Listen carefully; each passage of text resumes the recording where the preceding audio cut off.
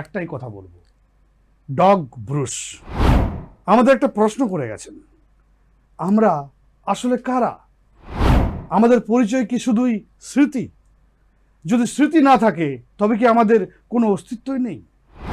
এই প্রশ্ন, এই কাহিনী ভয় পাইয়ে দেওয়ার থেকেও অনেক গভীর কিছু জাগিয়ে তোলে আমাদের মনে।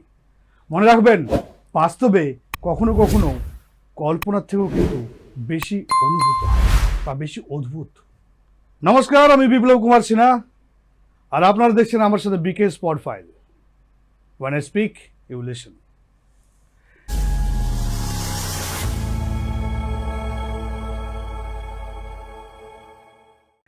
তুমি চোখ খুললে আর বুঝতে পারলে তুমি কে, সেটা কিন্তু তোমার জানা নেই।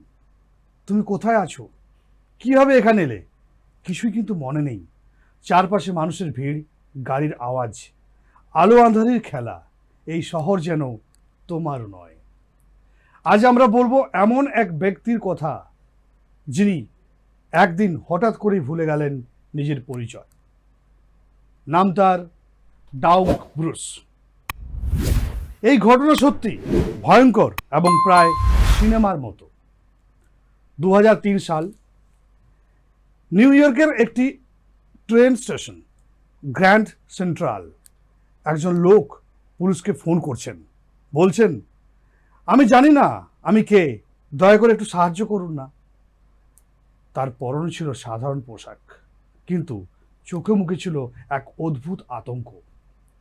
ডাক্তাররা যখন তাকে পরীক্ষা করলেন, তখন জানা গেল তিনি কোনো চোট পাননি, কোনো মদ্যপান করেননি, কোনো নেশা করেননি। তবে তিনি ভুগছিলেন রেট্রোগ্রেড অ্যামনেসিয়া। এটা এক ধরনের স্মৃতিভ্রংশ, যেখানে কেউ নিজের অতীত ভুলে যায়, কিন্তু সাধারণ জ্ঞান বা চিন্তাশক্তি অক্ষুণ্ণ থাকে। ডগ ব্রুস ছিলেন এক ফরাসি অধ্যাপক এবং ফটোগ্রাফার। কিন্তু পুলিশ যখন তাকে খুঁজে পায়, তার মনে কিছুই নেই, না নিজের নাম, না নিজের পেশা, না বন্ধুদের কোনো মুখ। তার পকেটে ছিল একটা ফোন নাম্বার, সেটা ছিল তার এক বন্ধু, যিনি পরিচয় নিশ্চিত করেন। তাকে নিয়ে যাওয়া হয় হাসপাতালে, স্মৃতি ফিরিয়ে আনার চেষ্টা চলে, কিন্তু কোনো ছবি, লেখা বা নাম তাকে কিচ্ছু কিন্তু মনে করাতে পারে না। ডগ চেষ্টা করেন নিজেকে খুঁজে পাওয়ার। নিজের পুরানো ডায়েরি, পুরানো ছবিগুলো সব কিছু কিন্তু দেখতে থাকেন। বন্ধুদের সাথে দেখা করেন। তিনি বলেন, আমার মনে হচ্ছিল আমি যেন কারো জীবনে ঢুকে পড়েছি। সব কিছু আমার হওয়া সত্ত্বেও কিন্তু কিছুই চিনতে পারছি না।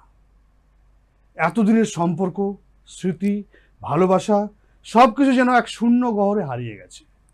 এক অসহায়ত্ব, হেল্পলেসনেস ছিল তার ভয়ানক, কিন্তু একই সঙ্গে একটা নতুন জন্মের মতো ছিল। ডগ ব্রুসের এই কাহিনী নিয়ে 2005 সালে একটি ডকুমেন্টারি তৈরি হয়, আননোন হোয়াইট মেল নামে।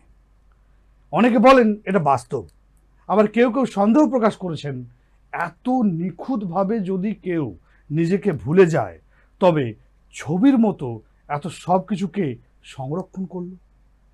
অনেকে ভেবেছেন এটা হয়তো একটা সাজানো ঘটনা, কিন্তু আজও এই ঘটনা রহস্যময়। কোনো প্রমাণ নেই যে তিনি অভিনয় করছিলেন। কোনো চিকিৎসা বিশেষজ্ঞ তার এই পুরো অবস্থাটাকে ব্যাখ্যা করতে কিন্তু পারেননি। শেষে একটাই কথা বলবো, ডগ ব্রুস আমাদের একটা প্রশ্ন করে গেছেন, আমরা আসলে কারা? আমাদের পরিচয় কি শুধুই স্মৃতি? যদি স্মৃতি না থাকে তবে কি আমাদের কোনো অস্তিত্বই নেই? এই প্রশ্ন, এই কাহিনী ভয় পাইয়ে দেওয়ার থেকেও অনেক গভীর কিছু জাগিয়ে তোলে আমাদের মনে। মনে রাখবেন, বাস্তবে কখনো কখনো কল্পনার থেকেও কিন্তু বেশি অনুভূত বা বেশি অদ্ভুত। বিকে স্পট ফাইল, ভালো থাকবেন।